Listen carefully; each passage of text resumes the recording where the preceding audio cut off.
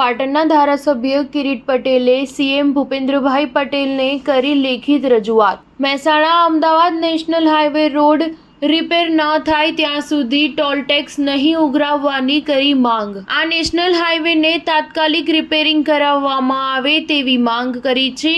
આ રોડ ઘણા સમયથી બિસ્માર હાલતમાં છે। આ રોડ ઘણી જગ્યાએ તૂટી ગયેલ છે તેમજ ખાડા પણ પડેલ છે। વાહન ચાલકોને વાહન ચલાવવામાં ખૂબ જ તકલીફ પડે છે।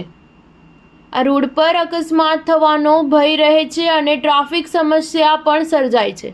આ ટોલ રોડ ઘણા સમય અગાઉ બનાવેલ હોવા છતાં પણ હજુ સુધી દિવસે દિવસે ટોલ વધારવામાં આવી રહ્યો છે। આ સમય મર્યાદા પણ ક્યારે પૂરી થશે એ પણ સમજાતું નથી। કયા કારણે આ સમય મર્યાદા વધારવામાં આવી રહી છે તે જાણવાનો અધિકાર પણ લોકોનો છે। Star news 7 Patan.